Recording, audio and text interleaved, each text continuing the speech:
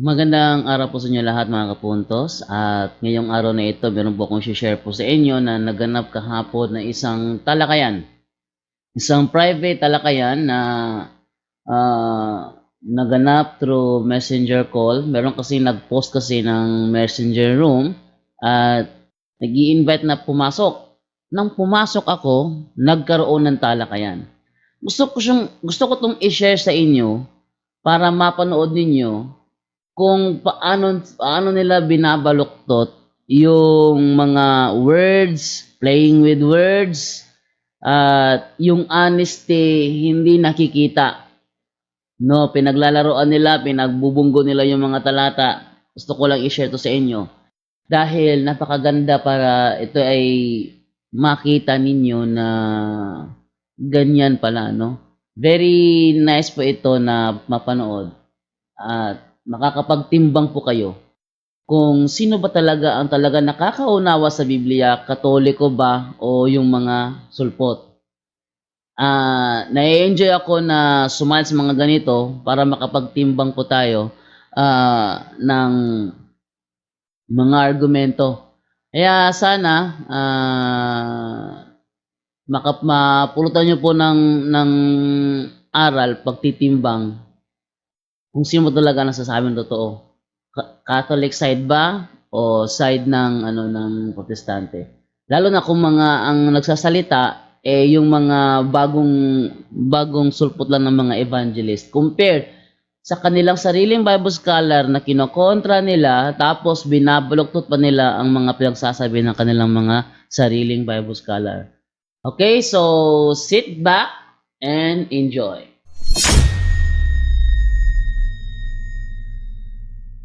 Mag-isde. Anong topic dito? Mag-isde ka na. Anong topic dito? Wala Ang pa topic- topic mo. Kasi Ang topic, mag-isde kasi nag-chat, sabi, pasok po kayo mga bro. O kaya tatanong Hirap ako, lang hindi sanay. ano ba yung topic dito? Hirap hindi makuhan. Mahina. Sige, topic natin bro, Sabat bro. Topic natin, Sabat. Yun, Sabat. no? Okay. Okay, so Ah. anong specific na topic po tungkol sa Sabat? Ang Sabat mga bro.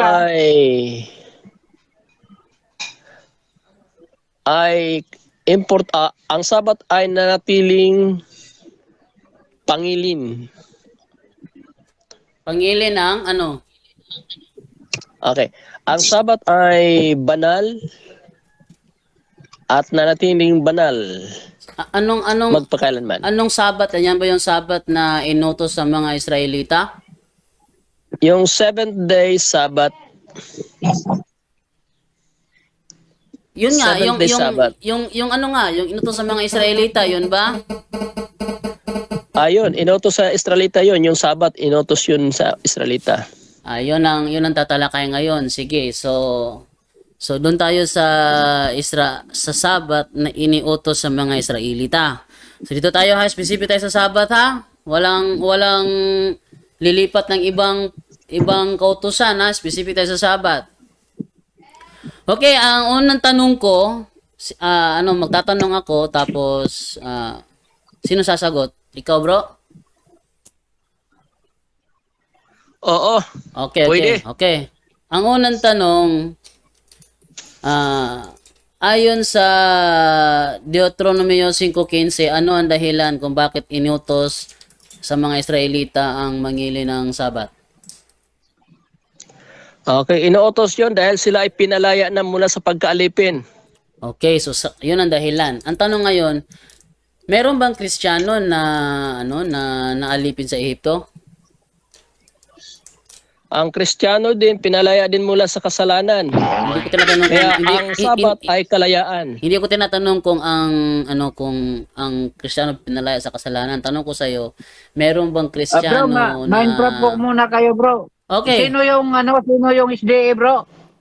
yung naka-green. Sino to? Yung naka-green. Si Eduel. Edwel. Sige, bro, Edwel. Yung kausap ni Sir Edwell, anong sana sasakupan, sir? Katoliko. Okay. Pangalan, sir, hindi kasi lumabas eh. Jando. Jando. Okay, sige, sir. Makinig lang ako, sir. Okay, so ang tinatanong ko naman ngayon kay brother Edwell? Edwell ba yun, bro? Oo, Edwell, bro. Ang tanong ko naman kayo kay brother Edwell, meron bang Kristiyanong naalipin sa Ehipto na pinalaya upang mangilin ng sabat na iniutos sa mga pinalaya sa Ehipto? Tayo dalawa nag-usap. Pag wala akong kaharap na tao, akala sira ito. No. Meron bro, kasi ang Israelita bro, Kristiyano din. Israelita Kristiyano. So, yung mga pinalabas doon sa Ehipto, bro, mga Kristiyano yon. Yes, Kristiyano din po yun kasi ang kausap ni Moises, si Kristo. Okay, ang tanong ko ngayon, saan mo nabasa sa Biblia na Kristiyanos ang inilabas doon sa Ehipto? Okay. Litra por litra, wala tayong mababasa.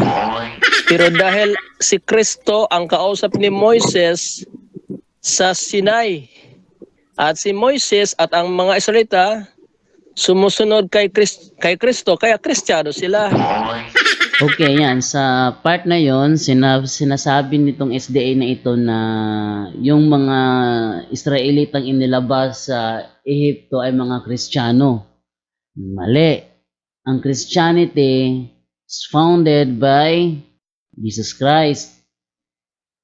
Ang Christianity nagsimula sa first century. Hindi totoo na yung inilabas sa Ehipto, mga Kristiyano yon. Yon ay sarili lamang niyang haka na yun ang tradisyon ng mga SDA. Mahilig silang mag-create ng idea at yung kanilang idea na kini-create, akala nila yun na yun ang totoo. Pero hindi yun nag-i-exist in reality. Kaya kung saan-saan siyang idea ngayon sumuong. Ngayon, paghanapan mo ng Bible scholar, wala namang maipakita. So, tandaan nyo isa to sa mga error ng SDA. Iginigiit nila na Kristiyanos yung mga Israelitang inilabas sa Ehipto. Hindi mga Kristiyanos yon. Hindi sila mga followers of Jesus. Kasi hindi naman nila alam na merong Jesus. Yun. Hindi nila alam na merong Jesus, pero iginigiit ng mga SDA na followers sila ni Jesus. Walang wag sinabing Christianity, ito yung nagsimula sa first century, ito yung nagsimula nang si Kristo nagtayo ng iglesia, wala ito sa Old Testament. Walang ni isa mang Kristiyano sa Old Testament. Yung sinasabi na yon ng SDA na si Edwell, di ko alam kung ano si Edwell. Try ko hanapin yung kanyang account, magipagtalakayan ako sa kanya sa punto por punto. Yung sinasabi niya na Kristiyanos, haka lang yun. Hindi totoo. Walang Bible scholar nagpapatunay na merong Kristiyano sa Old Testament. Pero ang SDA kasi mahilig gumawa ng haka, mag-imbento ng haka, tapos yung kanyang imbento, yun ang kanyang ang ipinipilit niyang in reality, hindi mangyayari yun. Kahit bali-baligtarin mo ng mundo, yung idea niya does not, ang tawag doon, fiction. Sabi ni Father Darwin, fiction is an idea which is not in agreement with reality. Idea which is not in agreement with reality. Yun ang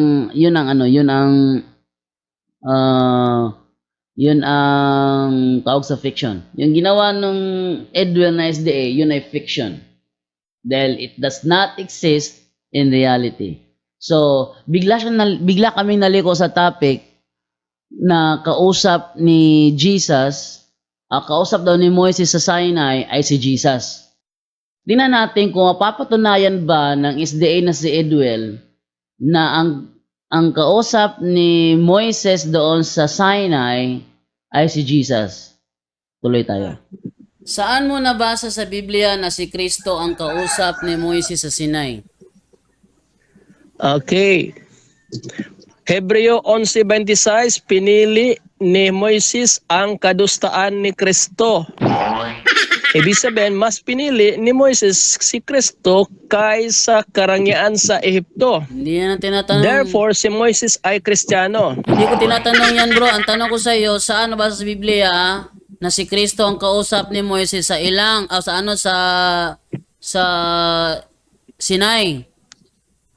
Yun na nga, talata yun, Hebreo 11:26, si Kristo yung pinili ni Moises. At sinabi ni Kristo, ako yung si ako nga. Sinabi ni Kristo, bago si Abraham ay si ako nga. Kaya si Kristo nga po yun. Kaya ang tanong mo, Kristiyano ba? Kristiyano po ang mga Israelita. Kung mabasa ko, kapatid na Edwel, na anghel ang kausap ni Moises doon sa Sinai, tatanggapin mong mali ka.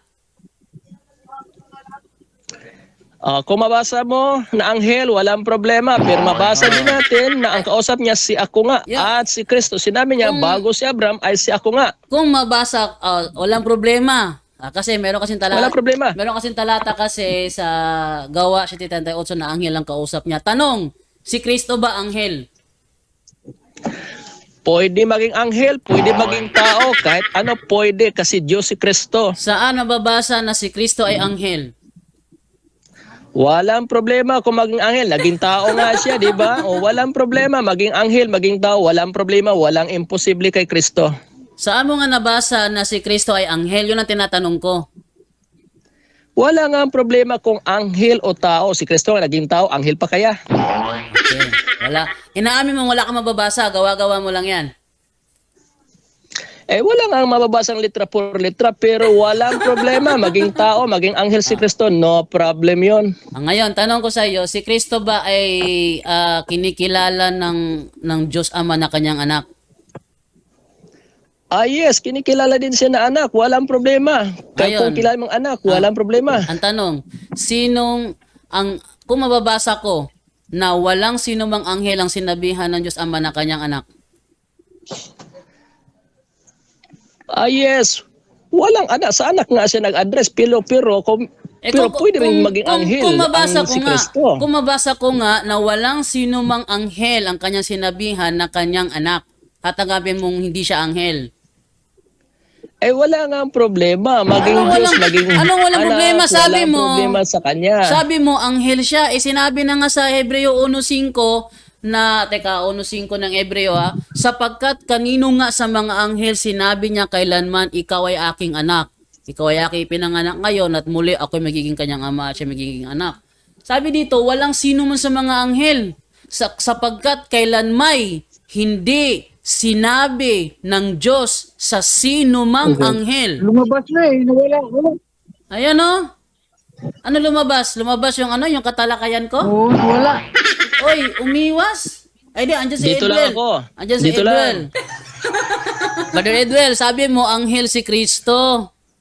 Sabi ng Hebreo 1:5, kailan may hindi sinabi ng Diyos sa sino mang anghel, ikaw ang aking anak. Ba't mo sinasabing anghel siya? Hindi pala sinabi sa anghel yan.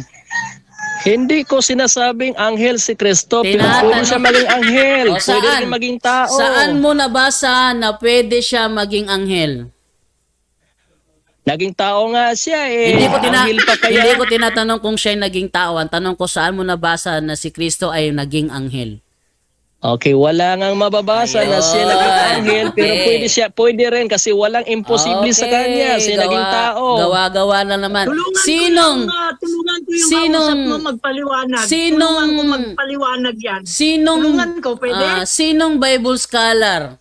Sinong Bible scholar ang nagsasabi na si Kristo ay pwede maging anghel? Ayan, sa parte na ito, kung napapansin ninyo, merong gustong humirit na magsalita. Tutulungan daw niya ang SDN si Edwel. At hindi ko alam kung nasa katinoan ba ito o ano. Kasi kiniklaim niya na siya raw ay Bible scholar. Kiniklaim niya na siya raw ay Bible scholar. Pakinggan natin. Walang imposible kay Kristo. Hindi yan ang tanong ko. Hindi yan ang tanong ko. Kaya wala Hindi yan ang tanong ko. Ang tanong ko, sinong Bible scholar ang sumusuporta sa paliwanag mo na si Kristo ay anghel? Ako, susuportahan ko yan.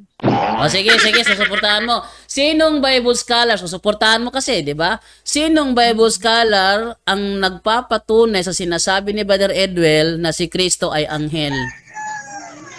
Ako, bilang Bible scholar,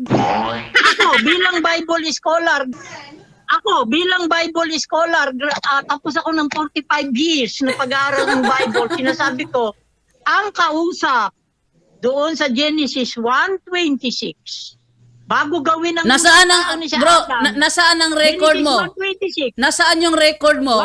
Nasaan yung record mo? Na Basahin mo yung Genesis 1:26 bago gawin si Adam. ano 'yon? Lahat tayo wala tayo doon. Genesis 1:26 bago gawin si Adam, sinulat ni Moses. So si Moses yung narrator. Tapos So may quotation, nagsalita yung creator, yung may hawak ng putik. Yung putik yun yung unang tao. Sabi niya, let us create man in our image. sino yung kasama niya doon sa as? Sino yung kasama niya sa as? Sasabihin ko sa iyo, pag sinabing let us, may kasama. Sino yung kasama? Wala pang tao. Sino yung kasama? Mga anghel yun. Sino yung kasama? Mga anghel yun. Sino yung kasama? Mga anghel yun. Saan mo na Mga anghel daw yun, yung kasama na sa Genesis 1:26 na 45 years siyang nag-aaral daw ng Biblia. Kaya siya naging Bible scholar. Di ko alam kung sino yun, pero nakita ninyo? Ang dami nang nagsikalat na ngayon ng mga bulaang taga-pangaral. Nagkiklaim pa na siya daw ay Bible scholar. Tapos, ang kanyang findings doon sa Genesis 1:26 na kausap ng Panginoon, yung may hawak ng putik, sabi niya, ay anghel. So sa kanya, bilang Bible scholar daw, ang co-creator na kausap ng Panginoon sa Genesis 1:26 ay mga anghel. Tuloy natin. Saan mo nabasa? Saan mo nabasa? Ang mga anghel, alam mo Brad, kung ikaw literal ka, hindi kita kakausapin. Saan mo nabasa na anghel kasama niya doon? Ayun na nga, unawain mo yun. Kung mabasa ko. Mga anghel. Kung mabasa ko. Kaninong mga anghel? Kung sa Hebrew 5 na sinabi mo 1:5. Kung mabasa ko. Mga anghel? Kung mabasa ko na hindi anghel ang kasama niya dyan. Di basahin mo. Ito, basahin ko. Genesis 1:26. Then God said, let us, yung us doon, Father, Son, Holy Spirit. Walang angel? Bakit pag hindi mo nakikita ang mga spirit? Ayan o, Father, Son, Holy Spirit. 1:14. Tingnan mo Hebrew 1:14. Ayan o. Hindi ba Father, silang lahat? Fathers. Hindi ba silang lahat ay mga espiritong tagapaglingkod? Tagapaglingkod. Nung si Jesus, ngayon, naging tagapaglingkod. Ngayon, yung kausap dyan ng Ama sa Genesis 1:26, tagapaglingkod o creator din? Co-creator. Co-creator. Saan natin mababasa na anghel ay co-creator? Ang punto mo na gusto mo talaga, ang Bible, nung nilikha yan, hindi yan para basahin lang. Nasaan nga ebidensya mo? Nawain. Nasaan nga ebidensya mo? Ikaw ba, ano mo, background mo? Ano sekta mo? Nasaan ang ebidensya mo Hindi, na anong sekta mo? ang anghel ay co-creator? Saan? Muslim ka ba? Hindi, sumagot ka na lang. Sumagot ka na lang. INC ka ba? Nasaan ang ebidensya mo INC ka ba? na anghel ay co-creator? INC ka ba, Muslim? Tinatanong kita, wala kang pakialam kung INC ba? Wala kang pakialam. Wala pala akong pakialam Wala kang pakialam. Wala kang pakialam kung INC ba ako Muslim. Sagutin mo ang tanong. Meron akong pakialam. Saan mo nabasa? Saan mo nabasa? Saan mo nabasa? Saan mo nabasa na ang mga anghel ay co-creator? Kita mo yung utak mo? Saan mo nabasa? Oy, 45 years akong gumamit ng Bible, gago. Oh, yun nga. Saan nga? Oh. Labas mo. O bakit? Doon sa part na yon, nagalit na si Tatang. Bakit? Dahil yung binasa kasi na ko sa Bible ay hindi tugma sa sinasabi niya. 45 years pala siya naging Bible scholar. Sabi niya, no? Yung binasa ko, hindi tugma. Sabi niya kasi, yung kasama daw ng Diyos sa Genesis 1:26 is mga anghel. Yung nabasa ko sa Bible, ang kasama niya yung anak at yung Holy Spirit. Yung nasa Bible nabasa ko, hindi pala mga anghel. Iba sa claim niya. Kaya yun, napikon si Tatang. Pero normal talaga yan sa ganyan mga talakayan, ano? So, nung hinanapan ko siya ng ebidensya, tingnan natin kung makapagbigay ba siya ng ebidensya. Kasi nami-mention na lang si Tatang dahil minura pa niya ako. Pero with a humble heart naman tayo, ano? Pero tinatanong niya palagi, Muslim ba ako, Iglesia ni Cristo? Sabi ko, wala kang pakialam kung Muslim ako, Iglesia ni Cristo. Ang ano natin is, sagutin mo yung tanong ko na saan mababasa na ang anghel ay co-creator. Tingnan natin kung makakasagot ba si Tatang. Eto. Nasaan? Si Jesus, talinghaga kung magsalita. Kung mabasa ko, dili. 1835, bakit talinghaga ka magsalita? Babasa Kapag ako, hinahagad siya ng mga Babasa taong ako, katulad mo. Babasa ako kung sinong co-creator. Sabi dito, De, Christ. Bro Jando. Bro Jando. Isip na natin ang debate diyan para para mas nasa maayos. Talakayan lang, bro. Mas gusto ko yung talakayan eh. Debate na natin para maayos ang talakayan, Kasi sige. I-debate na kung gusto mo. Ito babasahin ko. Christ is the exact likeness of the unseen God.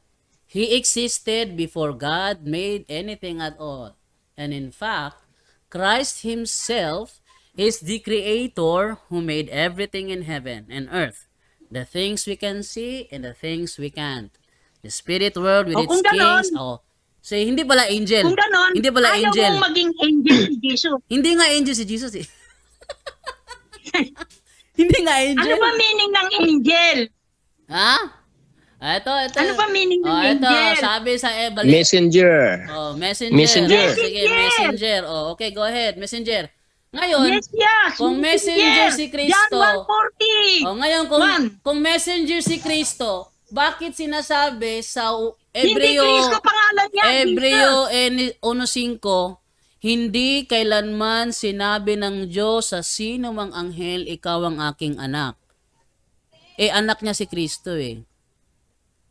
Ba't sinasabi dito na hindi kailanman sinabi ng Diyos sa sino mang anghel na iyan ay kanyang anak? Si Kristo sinabihan niya ng anak niya. Sa Mateo 3:16, yan ang pinakamamahal kong anak. Sabi dito, hindi kailanman sinabi ng Diyos sa sino mang anghel, ikaw ang aking anak.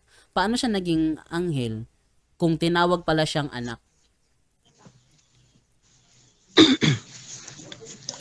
Asan yung Bible scholar? Ako naman magtanong sa bro. Nawala yung Bible scholar? Yan. So, dito sa part na ito, kitang-kita naman na pinagtutulungan ako, ano? Yung kadalasan kasi ng reklamo kasi is pag sila daw pumasok sa putupur punto, pinagtutulungan daw. Pero sa putupur punto kasi meron kasing rules na ang talakayan doon, no? Merong rules ng talakayan.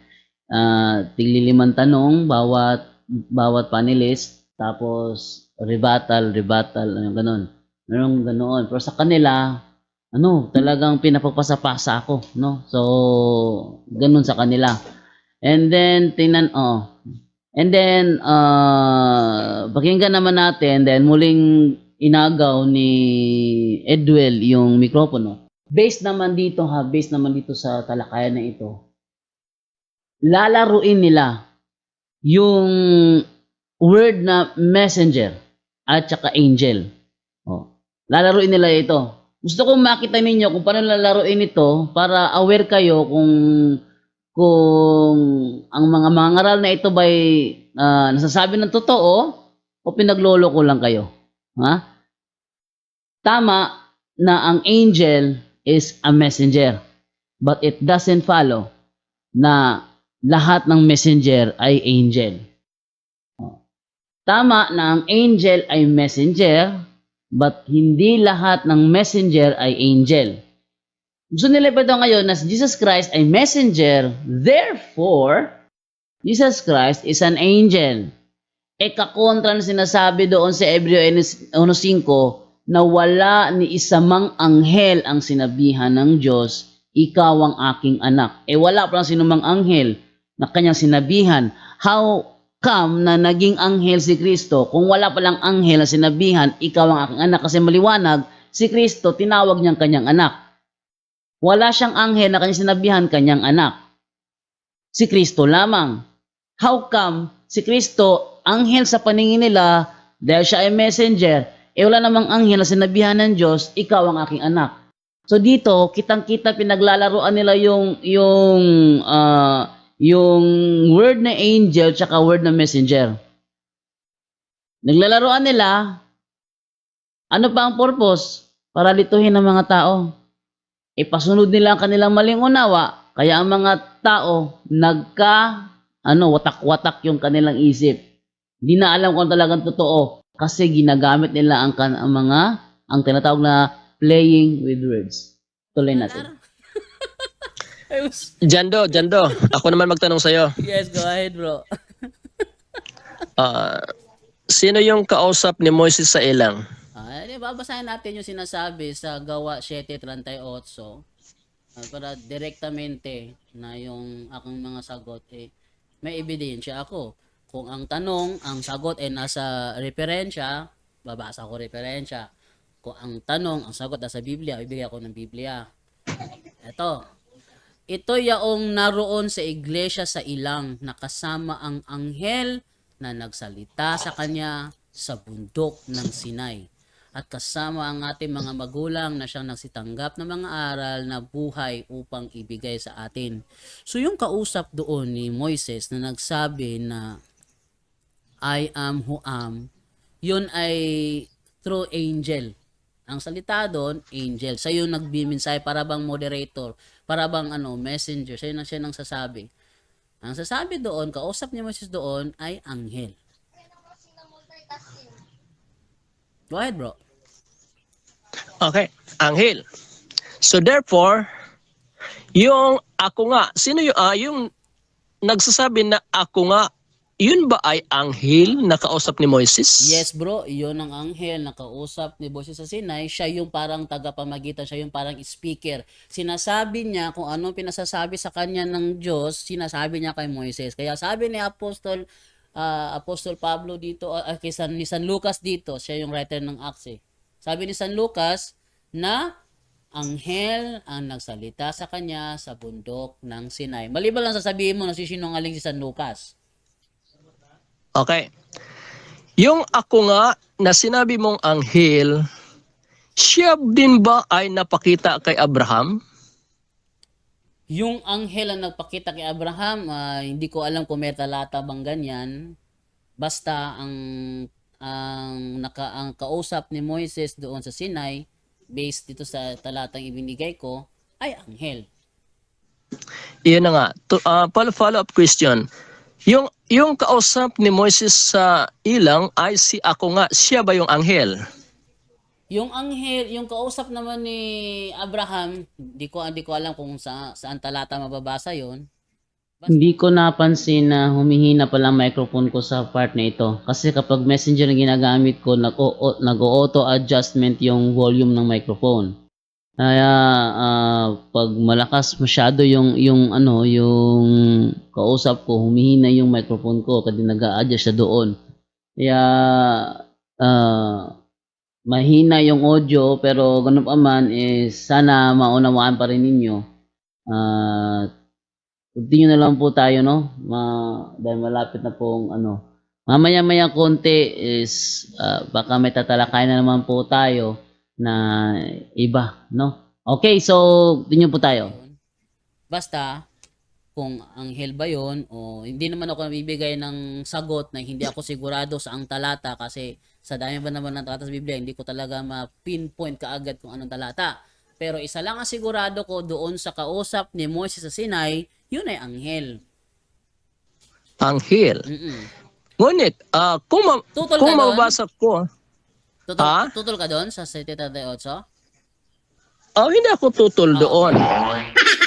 Ngayon, yung anghel na kausap ni Moises doon sa Sinai, ay siya si ako nga, tama? Ano yan? Ay siya yung si ako nga, tama? Hindi. Gaya ng sinasabi sa 7:38, anghel ang kausap. So yung sinasabi ng anghel, yun ang pinasasabi ng Diyos sa kanya dahil siya yung messenger. Kaya ang kaharap ni Moses sa Sinai, yun ang anghel. Siya yung para bang speaker. Siya yung speaker. Hindi mismo ang Diyos. Pag sinabi ng Diyos, sabihin mo kay Moses na siya, ako ay ako nga. Yun ang sinasabi ng anghel niya. Parang nire-relay niya ba? Ako ay ako nga. Ayun. So sa makatuwid, si ako nga ay anghel. Malinaw sinasabi ko kanina. Ang sabi ko kanina, yung kausap ni Moises sa Sinai, yon ang anghel. At sinasabi lamang ng anghel ang mga gustong ipasabi ng Diyos kay Moises. Yun ang sinabi ko kanina. Doon ka mag-focus. Huwag kang mag-focus sa gusto na nasa isip mo. Kung ano yung sagot ko, doon ka mag-focus. Sagutin mo lang ang tanong ko. Doon ka rin mag-focus sa tanong ko. Ang kausap ni Moises sa Sinai ay si ako nga. Siya ba yung anghel? Hindi nga siya yung anghel. Yung kausap niya na nagsabi na ako ay si ako nga, yun ay ang anghel. Sinasabi lamang ng anghel ang pinasasabi ng Diyos para makarating kay Moises. Para nire-relay lang niya ba? Nire-relay ng anghel. Okay. Ibig sabihin, hindi mismo ang Diyos ang kaharap ni Moises, kundi yung anghel. Sinasabi lamang ng anghel ang gustong ipasabi ng Diyos kay Moises. Kaya sinabi ng anghel, ako si ako nga, yun ang pinasasabi ng Diyos kay Moises through the angel. Okay. Saan natin mababasa na sinugo ng Diyos ang anghel para magsabi kay Moises na ako si ako nga? Ayan na nga Ito yaong naroon sa iglesia sa ilang nakasama ang anghel na nagsalita sa kanya sa bundok ng Sinai. Ayan ang talata, magtatanong ka pa. Hindi na ko pa binabasa Okay. Follow-up tanong. Okay, go ahead. Ang sunod na tanong, Okay? ibig sabihin, yung anghel na yon, siya yon si ako nga. Tama? Siya yung nagsabi na ako si ako nga kasi yun ang pinasasabi ng Diyos para kay Moises. Next question. Next question tayo. Yan ang gusto ko. So ngayon, nung sabihin ni Kristo na bago si Abraham ay ako nga, anghel din pala si Kristo. Hindi niya sinasabi na siya ay anghel. Ikaw talaga. Kung ano yung sagot ko, doon ka mag-focus. Ang ibig sabihin nung kung babasahin mo yon sa Aramaic in plain English, ang sabi niya doon sa Juan 13:19 na at mas maganda, pakita ko yung sinasabi sa Juan 13:19 para hindi ako magkamali ng bigkas. 13:19 ng Juan. Sabi niya dito ganito. Now I am telling you before it happens, that when it has occurred, you shall believe that I am the living God. Yun ang ibig sabihin ng sinabi ni Kristo, ako ay ako nga. I am the living God. So dito, sinasabi ito ni Kristo dito sa kanyang mga alagad na siya ay living God. Yan ang ibig sabihin nun. Next question. Next question. Okay, go ahead. Yung ako nga ay siya din ang napakita kay Abraham. Ibig sabihin, Saan yung talata, napakita bro? kay Abraham Saan ay talata? anghel na rin. Saan talata yan, bro? Para maipakita natin sa screen. Saan talata yan, bro? Exodus 6:2 at 3. Okay, tingnan natin sa Exodus 6:2 at 3. Sinabi pa ng Diyos kay Moises, ako ang Panginoon. Nagpakita ako kina Abraham, Isaac at ako bilang makapangyarihang Diyos. Pero hindi ko ipinakikilala sa kanila ang pangalan kong Panginoon. Di ba ang kausap ng Diyos diyan ay si Moises? Hindi nagpakita ako kina Abraham, Isaac at Jacob. bilang makapangyarihang Diyos. At yung kausap ni Moises dito, ayon sa Gawa 7:38, anghel nga, siya nga yung messenger, siya nire-relay ng anghel ang pinasasabi ng Diyos para maunawaan ni Moises. Okay, ang galing mo pala, no? Ay, anong ang Okay, galing ko? May batayan ang ako. sinabi, Oy, may batayan. sandali, Teka. sandali. May batayan Sandali. ako. May batayan ako. Sino ang Tutulan mo kausap yun. dito sa Exodus 6:2 at 3? Sino ang kausap dito ng Diyos? Si Moises ba o sino? Si Moises. O yan, nakita ninyo? Nilalaro niya ako sa words doon sa parang sinasabong niya yung Exodus 6:2 hanggang 3 sa Gawa 7:38. Sabi kasi sa sa Exodus 6:2 hanggang 3, kausap ng Panginoon si Moises. Tapos sabi naman sa Gawa 7:38, anghel ang kumakausap kay Moises. Ngayon, yung Diyos, di naman yun ang anghel. Yung anghel din naman yung Diyos. Pero parang magkabunggo, di ba? So ang gagawin diyan, kapag ganyan ang talata, ire-reconcile natin. Siya binubunggo niya.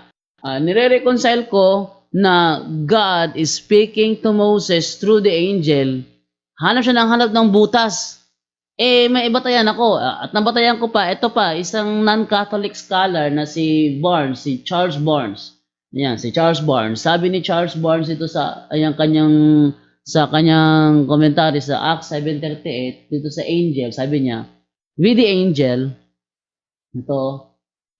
in this place there is undoubted refer to the giving of the law on Mount Sinai. Yet that was done by God himself. Exodus 20. It is clear, therefore, that by the angel here, Stephen intends to designate him who was God. It may be observed, however, that the law is represented as having been given by the ministry of an angel in this place and by the ministry of angels. Acts, Acts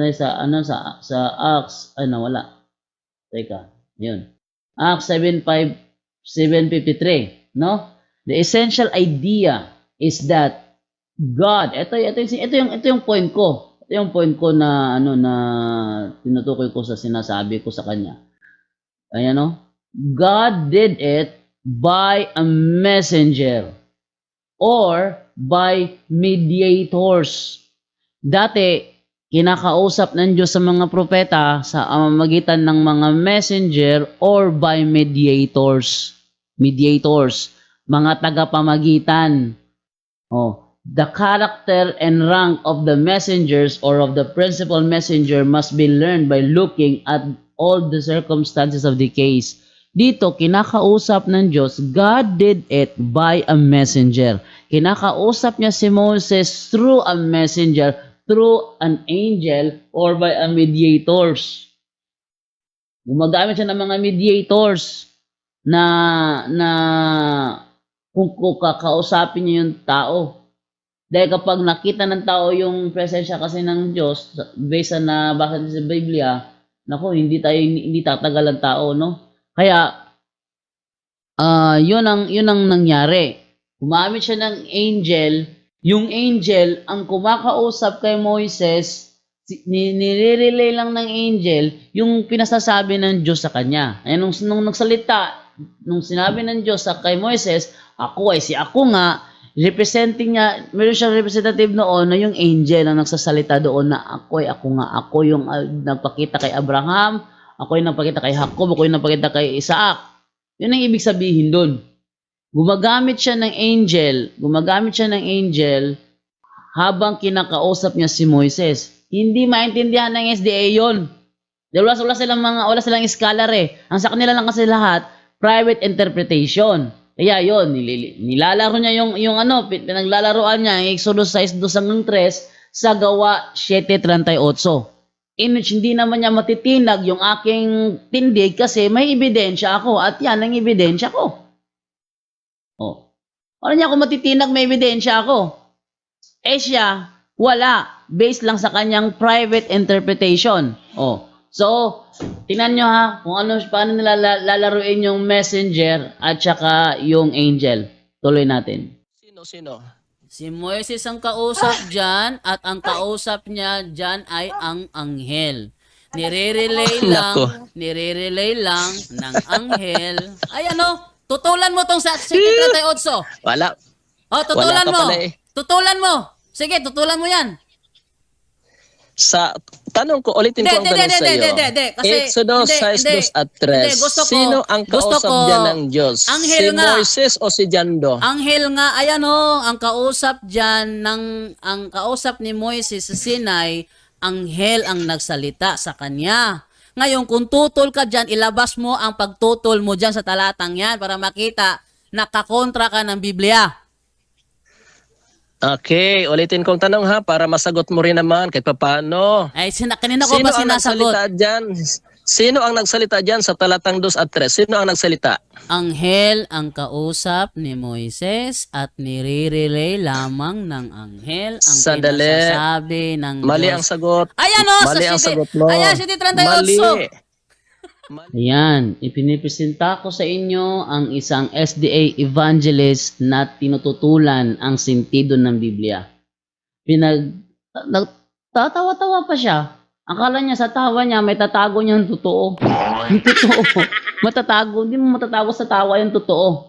Dahil kahit na ilang tawa pa ang gawin mo, ang reality, God did it by a messenger or by mediators. Kinakausap niya si Moises sa pamamagitan ng isang mediator at yun ay ang angel. Oh. Ngayon, may ebidensya ako. Ang sa kanya, tawa. Pinagtatawanan niya kasi hindi niya nauunawaan yung Exodus 6:2 hanggang 3. Nabasa niya sa Exodus 6:2 hanggang 3, God spake to Moses. Tama yun. God spake to Moses. Sabi naman sa Gawa 7:38, angel spake to Moses. So paano mo ma-reconcile yan? God did it through the angel. Ayaw niya paniwala. Pero tatawanan niya ako. Sabi niya, wala. Ano wala? Ayan o, wala. Oh. Tama? Ngayon, maniniwala o ba kayo na ang mga SDA nakakaunawa ng Biblia? Kiniklaim ng mga SDA na sila'y nakakaunawa ng Biblia. Pero doon sa part na yon, si Edwell, nakikita ninyo, hindi nakakaunawa ng Biblia.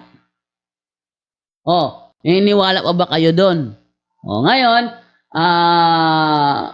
mamaya-maya, may susunod naman sa kanya. Dahil, naano si Edwell dito, hindi makahirit yung kanyang mga teknik eh. Ako pa binabibintangan niya na hindi matinong kausap. Paano kung hindi naging matinong kausap, may ebidensya ako. Oh. Ako daw hindi matinong kausap, may ebidensya ako. Siya wala naman siyang ebidensya. Kontra niya Bible scholar, sino ba siya para kumontra sa Bible scholar? Yan. So, diyan niya makikita, itong mga SDA, yan ang kanilang mga tradisyon na hindi nila, pilit nilang itinatanggi ang kanilang tradisyon na mahilig silang gumawa ng idea at yung idea nila, yun ang kanilang iniisip na nasa reality. Pero alam nilang na gawa lang nilang idea na yun. Unawa lang nila yun. Pero ipinipilit nila na yun talaga ang reality. Gaya nitong si Edwell. May ebidensya ako, God spake to Moses, angel spake to Moses, then God spake to Moses through the angel. Ayaw niya paniwalaan, may ebidensya ako. O ngayon, pinaglalaroan na lang niya kasi hindi niya naunawaan. Tuloy natin ang video. Mali ang sagot mo. Ayan ang sagot ko. Sa Exodus 6:2 at 3, sino ang nagsasalita dito? Ang nagsasalita ayon sa 7:38 ng Gawa ay anghel at sinasabi lang ng anghel ang pinasasabi ng Diyos para kay Moises. Ang tinatanong ko, ang Exodus 6:2 at 3, sino ang nagsasalita diyan? Hindi kinokontra ng Gawa 7:38 ang Exodus 6:2 hanggang 3. Hindi niya kinokontra. Wala palang kausap na ito. So, ibig mo bagang sabihin kinokontra ni San Lucas ang Exodus 6:2 at 3? Hindi pala magandang kausap itong taon ito. Ayaw mo lang tanggapin. hindi pala magandang Oh, kausap ikaw, ito. ikaw, Sige na tanungin lang, ko. sige na. Ikaw tanungin ko. Sige na, sige Ikaw na. tanungin ko, takot Sige ka? na, sige na. Ikaw tanungin ko, takot ka? Sige na, takot. Wala. Hindi Walang lulusot. walang matinong Hindi pastor. lulusot 'yan dahil may ebidensya ako sa Gawa 7:38. Ayun, kawawa si Edwel. Yung kanyang gusto na i-insist sa akin, hindi lumusot. Bakit? Sino ba siya ikontra sa Bible scholar na nagsasabing God did it by a messenger or by a mediator? Oh. Ngayon, sino pa iniwalaan natin? Itong Edwel na hindi Bible scholar o ang Bible scholar? Mas mabigat pa ang sinasabi ng Bible scholar na si Charles Benson. Compare ito kay Edwel na SDA. Mali daw sagot ko. Non-Catholic scholar ginagamit ko. Hindi naman hindi naman Catholic scholar si Charles Benson. Ayan. Na si Edwel, wawa naman si Edwel. Nawawa, hindi nakalusot yung kanyang panloloko sa akin. Hindi nakalusot. Yung pangdedenggoy na gagawin, hindi nakalusot. Kaya sinasabi niya, wala to, hindi maganda kausap. Dahil hindi lumulusot yung kanyang panloloko eh. Nabunggo siya, di ba? Nabunggo. Bunggong-bunggo. Maya-maya, may sisingit na iba. Makikipag-asaran. Sa kanila kasi, ang talakayan is hindi labasan ng totoo kundi asaran. Maya-maya konti, magkakaroon to ng asaran dahil ang susunod sa kanya, makikipag-asaran. Eto, kinggan nyo. Hindi talaga lulusot. Mali pa lang sasabihin mo. Mali man na lang kung sasabihin mo, kinukontra ni San Lucas ang Exodo 6:2 hanggang 3. Basahin ko bro sa English bro ha. Makinig ka ha. Sige, babasahin ko sa English ito ang And Exodo. God. Eto. Okay ha. Eto, babasahin Bro, ko. 7:38 sa Andyan English. do, basahin ko ha. Oh. Basahin ko sa English. Ayan. Sige, English na And, okay, sa Exodus 6:2 at 3. Okay. And God spake to Moses. Yun. Anghel ba ito nagsalita o ang Diyos? True angel yan. Mayroon bang true angel dito na Eto. nababasa? Sige, Babasahin ko. He is the one who was with the people of Israel, assembled in the desert. He was there with our ancestors, and with the angel who spoke to him on Mount Sinai, and he received God's living messages to pass on to us. Yung messages ni God pinapass on to us through angel na kumausap kay Moises on Mount Sinai. Kadumi. Oh, talagang madumi. So, ibig sabihin, mali pala ito bro. Mali itong Hindi nga sa mali Exodus yan. Gaya ng sinasabi And ko. God.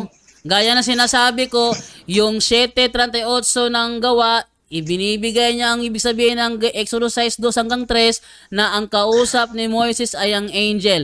Ipinapasa lamang ng angel kay Moises na pinasasabi ng Diyos. Basahin ko ulit bro ha. Oh, and God spake to And God Moses. Yes. spake to Moses Yes. and said unto him, Yes. I am the Lord. Yes. Hindi dito sinabing, I am the angel. Hindi, wala ko mali to. sinabing Mali, ganyan. mali, Ang sinabi ko, And I appeared God's unto Abraham, Ay, mali. unto Isaac, Mali. and unto Jacob by the name Mali. of God Almighty. Mali. But my name Jehovah sige, ipaliwanag mo to. was I not known to Sige. them. Ipaliwanag mo tong Gawa 7:38, makikinig ako sa'yo. Paliwanag mo.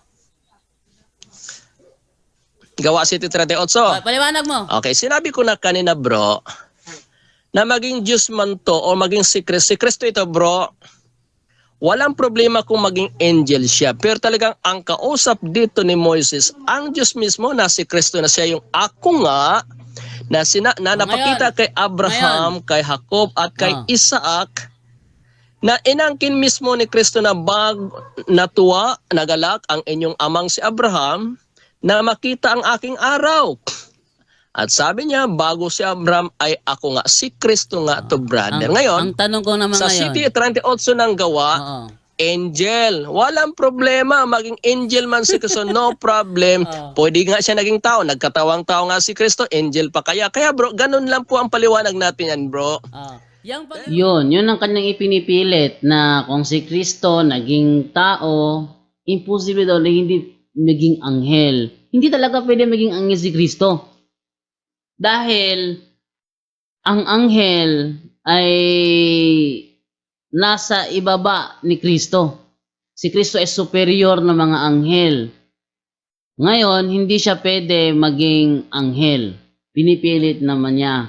Kaya kahit na anong gawin niya, walang Bible scholar na magpapatunay na si Jesus Christ ay naging anghel, magiging anghel, o siya'y anghel.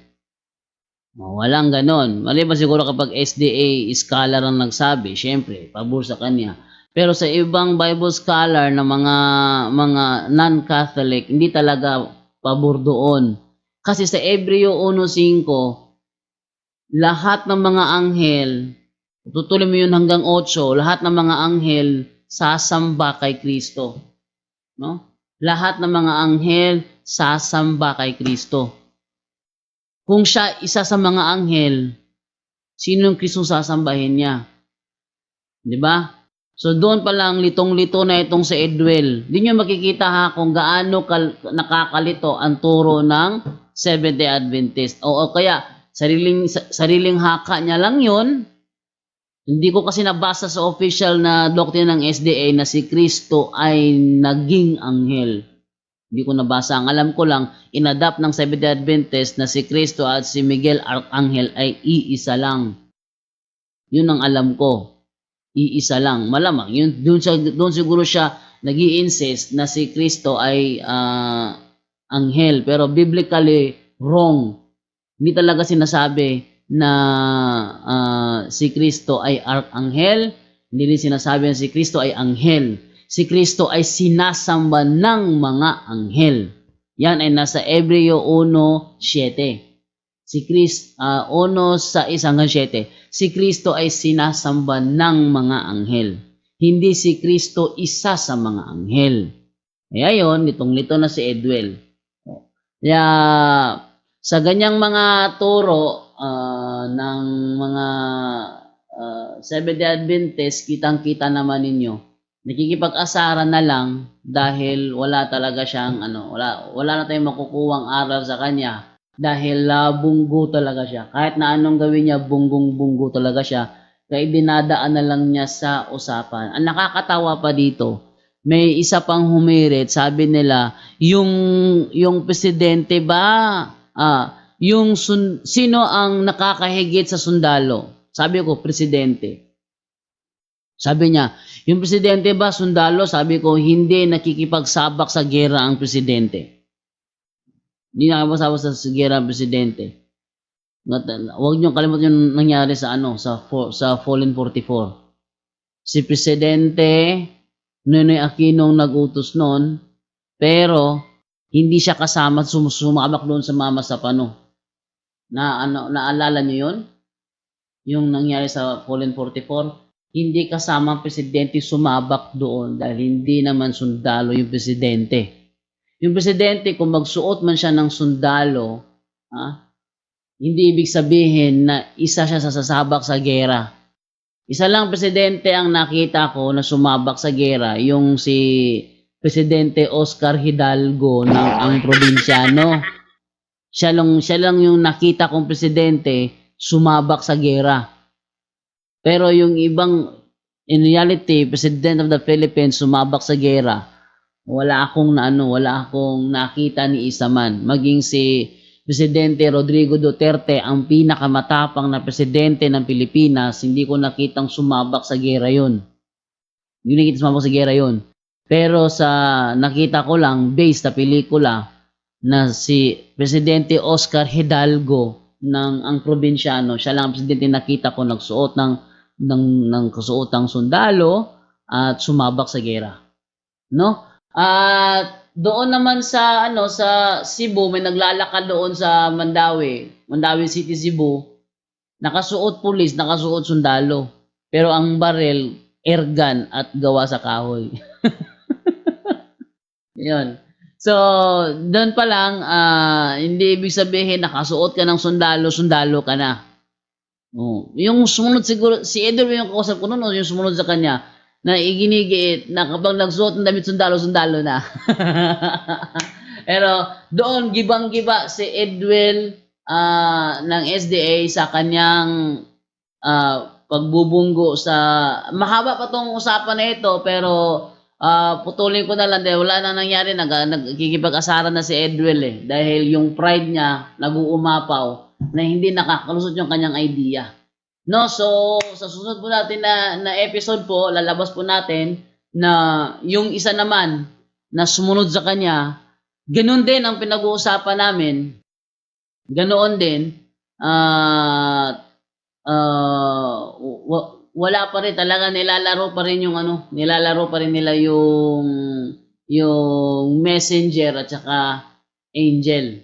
Kasi ipinipilit kasi nila na yung angel, yun ay yung si Kristo ay messenger kaya si Kristo ay angel. Pwede maging angel, hindi pwede yun, no? So wala pa rin na kahit na masyadong mahaba pa itong talakayan na ito, mabot na higit na 1 oras. Pero isa lang ang ano natin dito. Hindi pwede maging angel si Jesus kasi lahat ng God's angel sumasamba kay Jesus Christ. Hindi pwede mangyari yon. Kahit na silipin natin sa Biblia, ang ebidensya, hindi pa rin mag-fit yung kanyang idea. Bakit? Bakit hindi mag-fit yung kanyang idea? Kasi yung kanilang idea kasi, based lamang sa kanilang interpretation, angel, messenger. Messenger, angel. Jesus Christ is a messenger.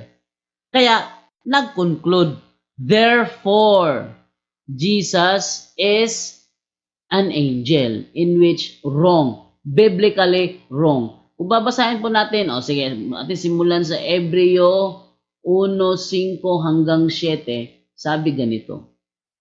Wait lang. Hindi ko pala nailagay sa screen yung Bible. Ito. Sabi ganito. Yan.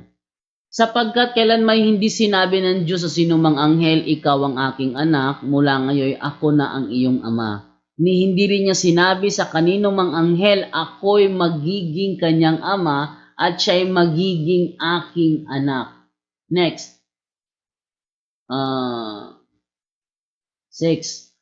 At nang isusugo na ng Diyos ang kanyang panganay na anak sa sanlibutan, ay sinabi niya, dapat siyang sambahin ng lahat ng mga anghel ng Diyos.